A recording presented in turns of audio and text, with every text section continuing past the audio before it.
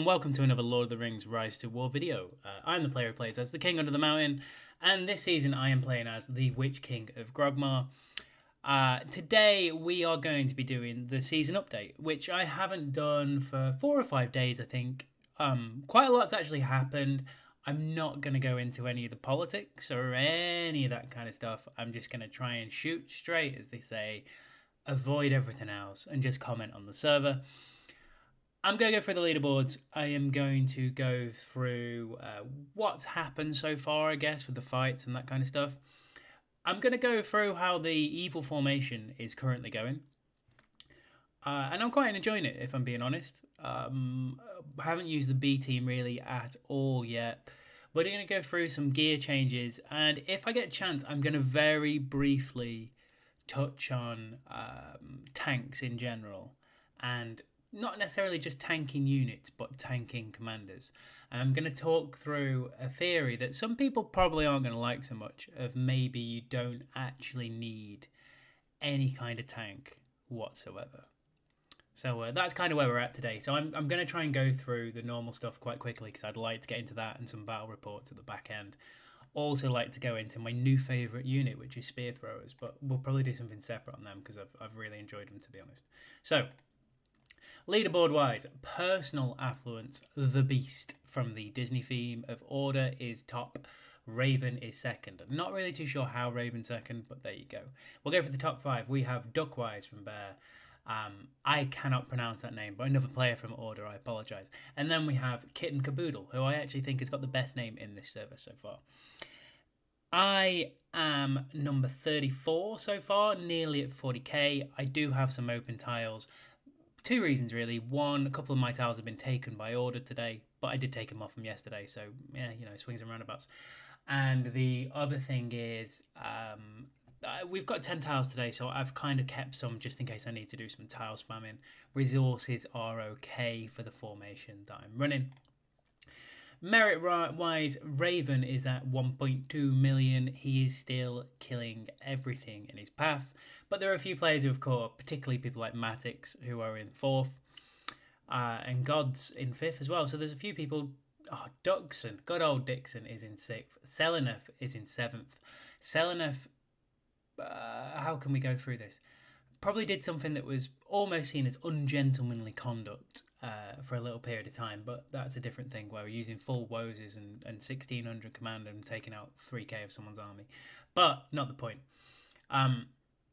Then you had Immortals is in 9th. It's a really solid top 10, to be honest, with one of the 2 Bone Crusher accounts. Jack Skellington, which I believe is Silo's account. Mr. Slay, yeah. So in 11th, you've got Myth in 12th.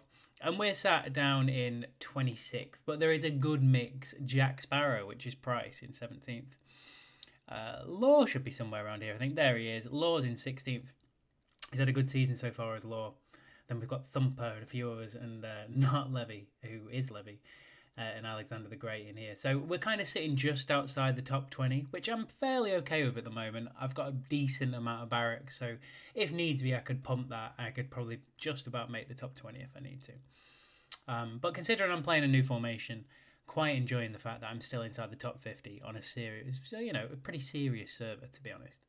And here we go. So Fellowship affluence-wise, Bear and Panda are at 3.4 and 3.2 respectively. Lame are at 3.2. You have us, Toby, at 3.1. Order at 5 at 2.9. You have Step at 2.8. And then you have Gods and Merc at 2.7 each respectively. They have been very restricted in the areas that they can actually farm.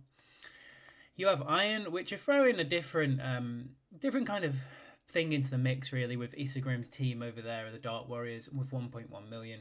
You have the contentious 3rd Fellowship in Gondor, Beer, with 951k.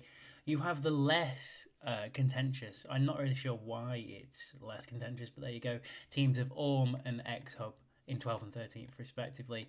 And the team that occasionally shows up on a pin but get told to please leave the pin alone is weak. So that's kind of where we're at. There is a Fellowship in Rohan as well, and one in Rune and one in Mordor, but they're not really doing a great deal. Interesting, one's called the Senate here. But there you go. So that's kind of where we're at. Development level wise, Gondor are way, way ahead of everyone else. But the 4 teams you'd expect are in that top 4. As for commander wise, we're currently sat in 14th. I would assume that is more because of the fact that some people have not got their commanders uploaded. Raven is top, as you could probably imagine at this stage, but there's a good mix in between of all the teams in there as well, so it's quite interesting. Like I say, I'm in 14th in here, but that's only with 1 commander. My others are still a level below, I think. Let's go into the map before we go into the gear, and then I'm going to talk through the formation. I'm going to show some battle reports. I'm going to show as well a theory behind what I'm going to do next, because it kind of changes my hammer routine that I was going to do. So map wise, we are zoomed out, absolute bonus. I am way too close and uncomfortable to where the current fighting are, which is here, but we'll kind of talk through it. So where were we last? Last, I think I spoke, we were fighting with Merc and Gods over in this kind of region here, around this kind of area. So, in fact, probably about there. We had a bit of a back and forth at a crossing. It was really hard work because it was kind of really early war. No one was developing. We kind of got sensible about that, and it slowed down for both teams really to develop. Meanwhile, over here, while that was going on, we did see a massive pin develop, to be fair to the 2 teams, between Erebor and Gondor. I think it got up to 44 million-ish, maybe even a little bit more. Someone could probably tell me if that's the case. It was a big pin for sort of like a second week of the server pin. Fair play to both of them. They took chunks out of each other, and Gondor came out on top. They did push through here. And then I know it gets pointed out that there was a crossing here where not much was going on. There was also some bases here where not much was going on. So again, some sense and sensibility came up there. As was probably a little bit early, but natural progression for this server. With the way that it's worked and the way that the passes work, Gondor got a lot of land. Erebor got a lot of land. So both of Angmar, which is Toby and Steppe, wanted to try and get out of Angmar, and Arnor wanted to try and get out of Arnor, and that has obviously led to the current scenario. So at the moment we have a 45.9 million pin, 17.3 million dead, with Bear, Merc, Panda Gods, Weak, Beer and Solo on the pin. That's a big pin, and to be fair, Merc have done okay there, and Gods, considering I think Bear and Panda are probably the strongest kingdom or faction on this server. So I great respect to them for kind of holding up their end over there. On the other side, we have the Toby, Lame, Order, Steppe, Orm and X-Hub pin. I know Orm and X-Hub are kind of not really involved, but either or, there we go. And that is a 22.5 million, 7.8 million pin. And what basically happened was we took this pass, Lame took it back, it's on their side.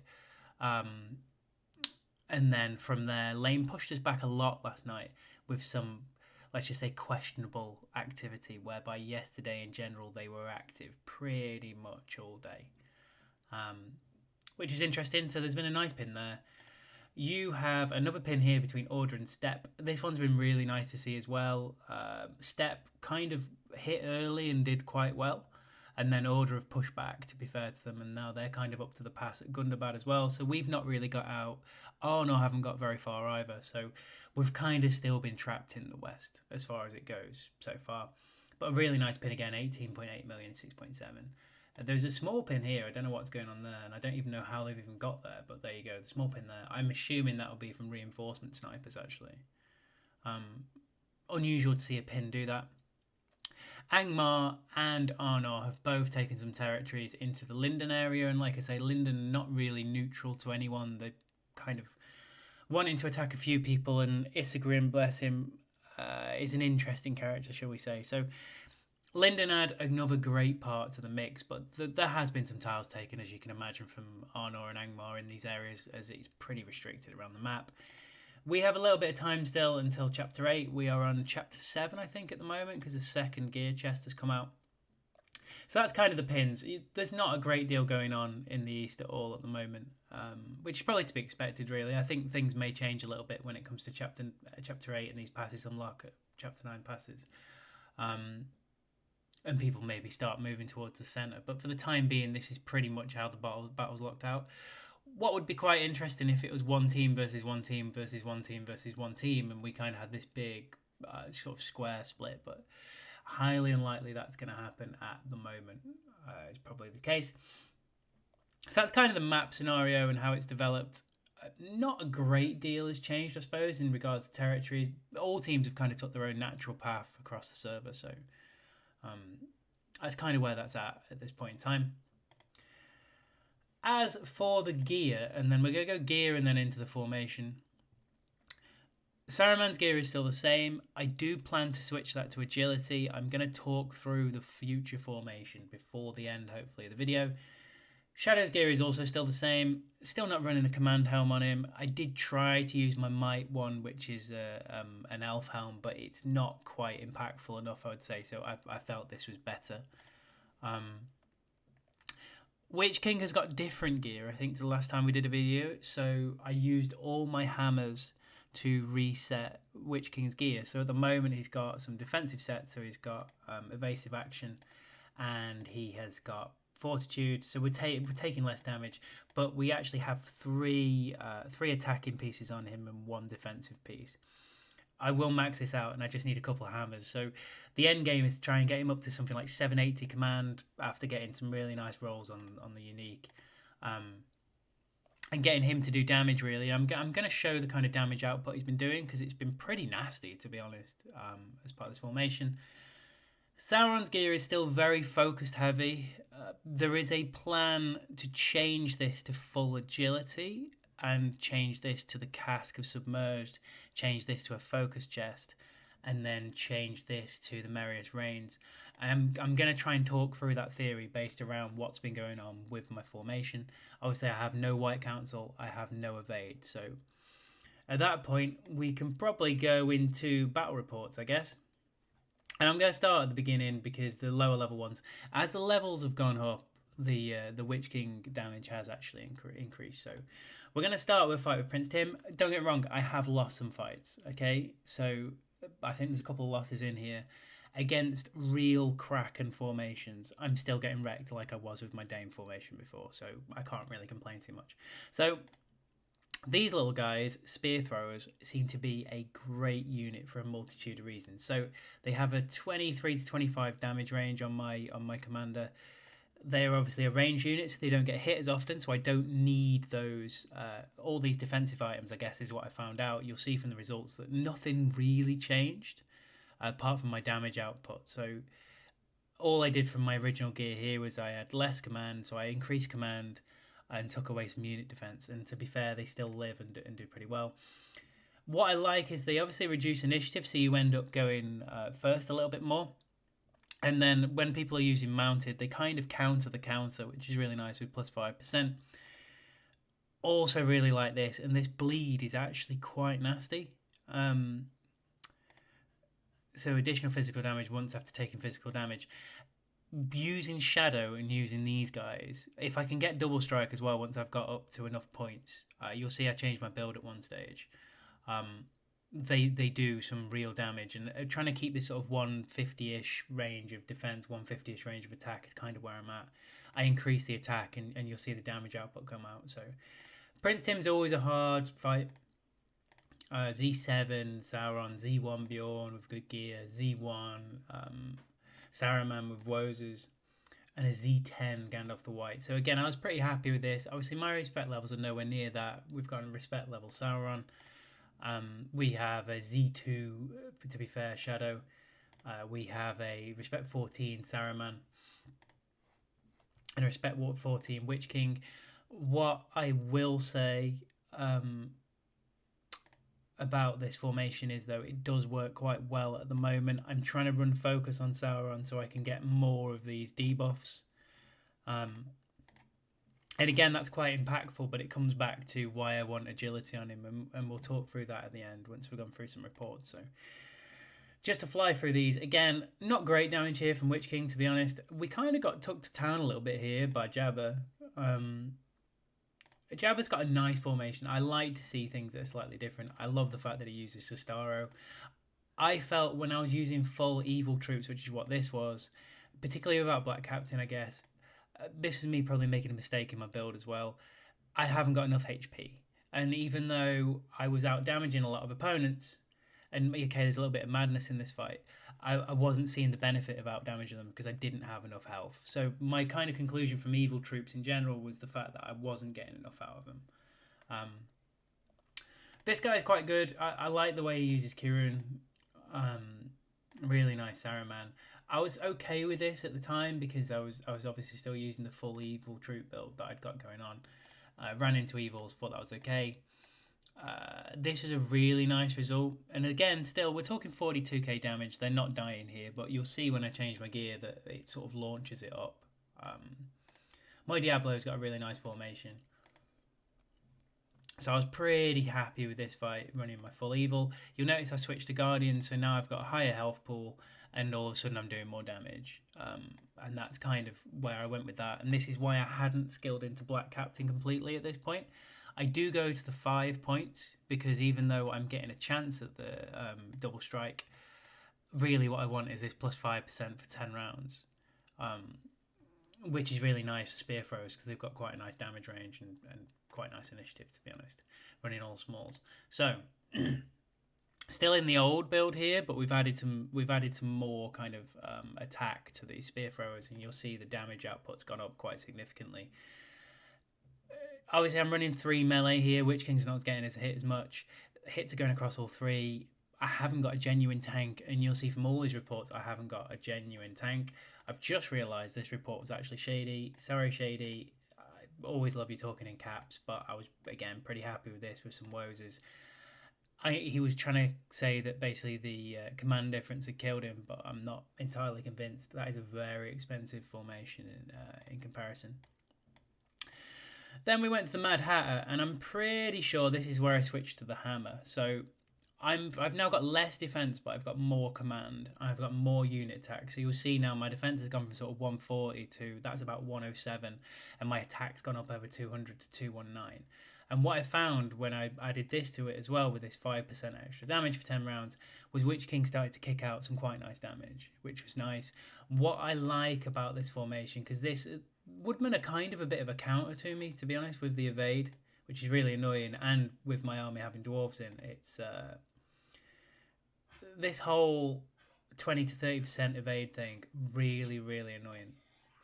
So that was that. Nice Dane, really nice Gandalf the White, and a Galadriel that's healing in the background. What I like is if one of my DD dies, Witch King kind of picks up the slack with these sort of spear throwers, so that's been quite nice. Again, this was obviously when we switched to fighting lame. He's up to 86k here at level 42. Build's still the same, gear's still the same. He just kind of went to town. There's a bit more HP in this army. Again, 108k from Saruman, 84k from Shadow. Really nice damage. Hoon, again, we hit here, 77k from Witch King. And again, if we kind of just, I haven't really gone into this yet, but if I go into it, you'll see the damage that I'm taking in rounds 1 and 2 still isn't too significant. Round 4 with the Bjorn, fair enough, but I'd have got that anyway. So even without White Council and Evade, I'm still not taking massive damage, but I am outputting quite a significant amount of damage early in the fight, which is quite nice. Another nice result here as well. 66 or 67k really from Witch King. Always like fighting silent, always on the battlefield, this guy. So that was nice. Again, another good result, I think, really, against these kind of formations. I appreciate it's not a full troop build that I'm running, but it is some of a troop build.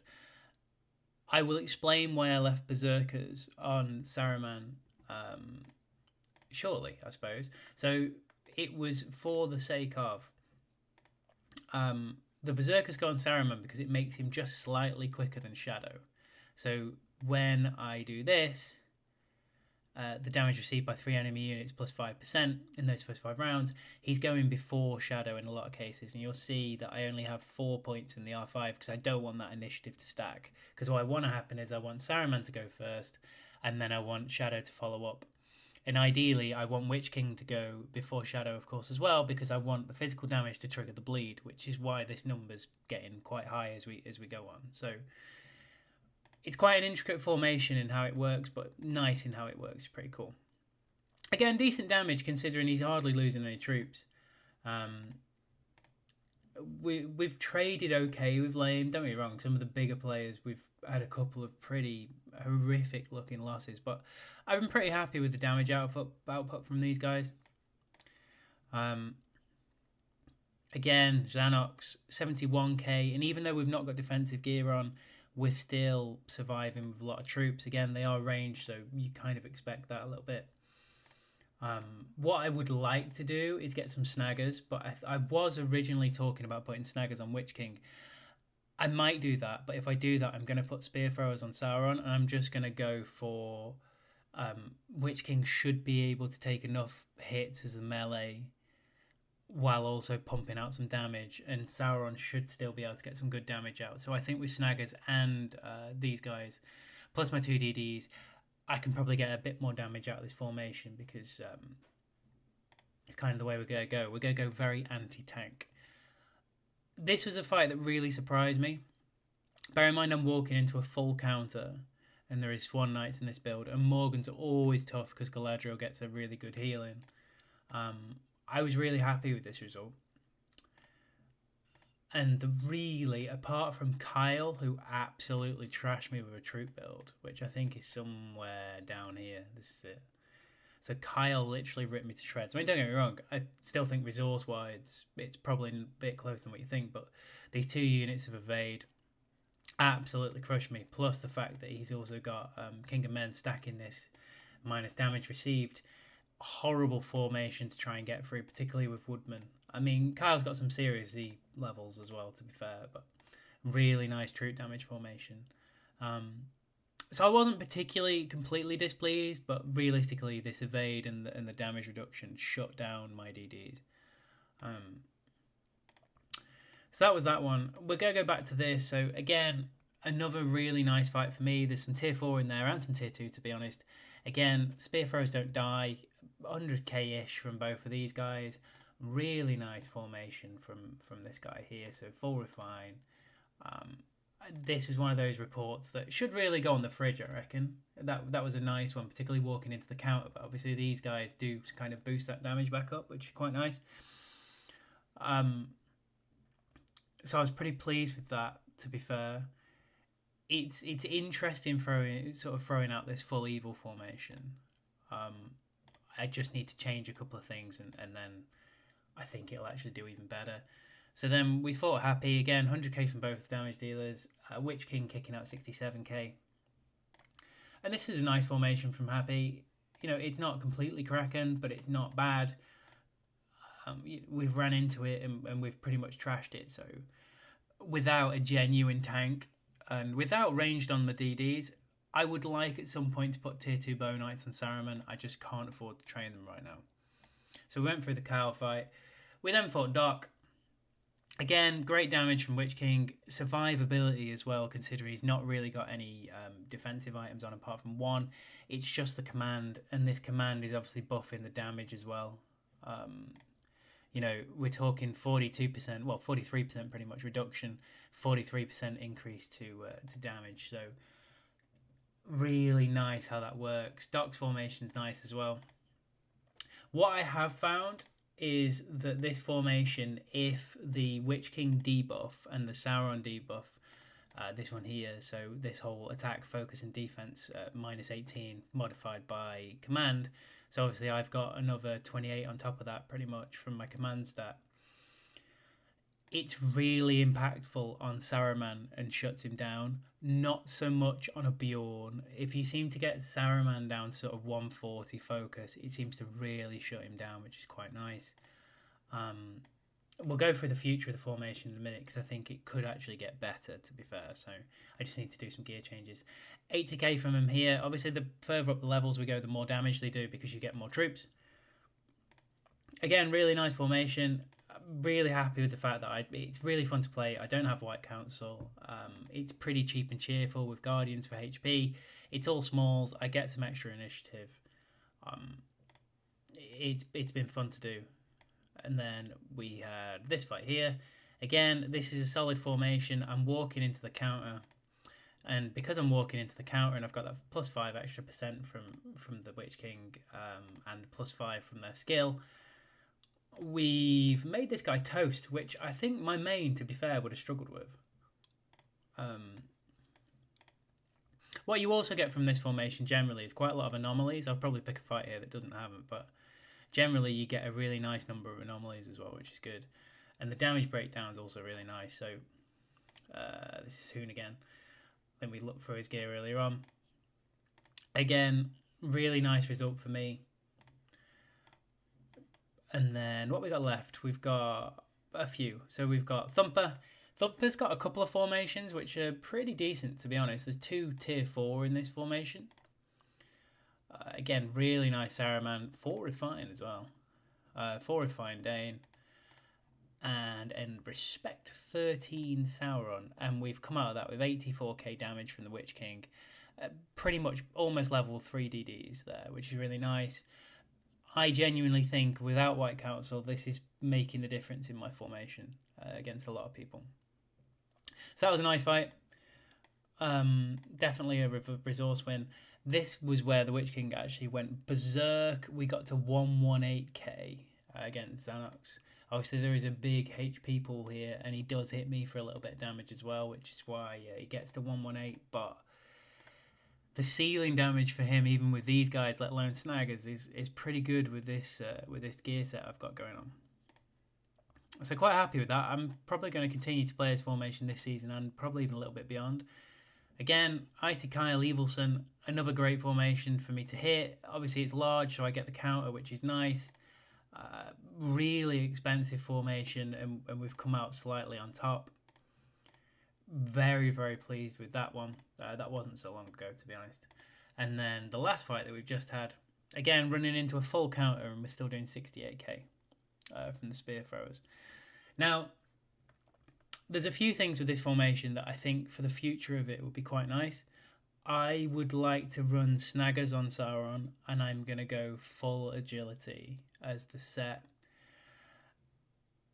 I would like to finish off the gear of Witch King, get a couple more respect levels, because I think there's a little bit more to come out of him if you can get it.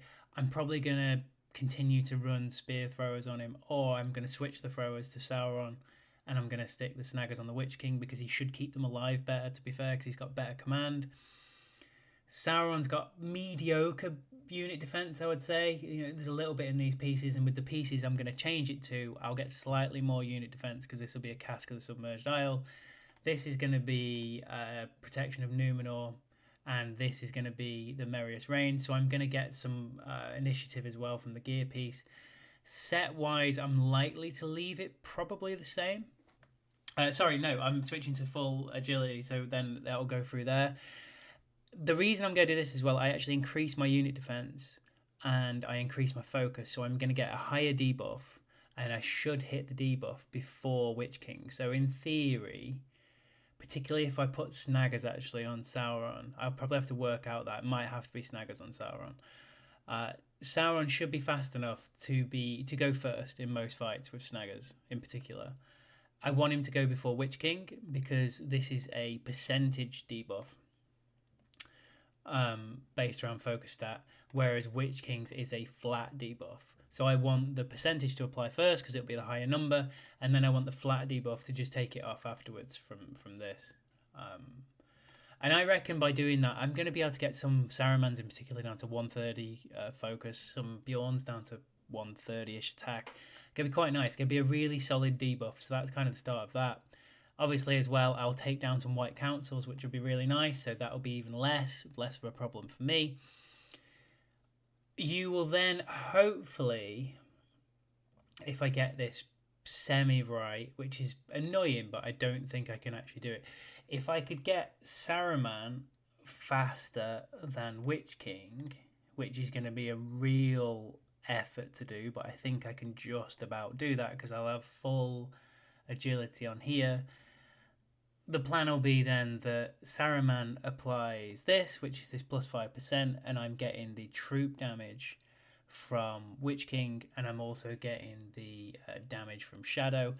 I want Shadow to be my slowest com, so the likelihood is that I'm gonna have to see how quickly this scales up with a +2 initiative. He might not make it far enough actually, which will be okay, so it won't be impactful. I want him to go last because I want him to trigger the bleed from the spear throwers, and I think from that I can probably get a little bit more damage output from it. I've really enjoyed this formation. I will switch Saruman probably to tier 2 Bow Knights. At the moment I've got Xerxes on him just to keep the initiative going across the board. I won't need that when I've got agility pieces.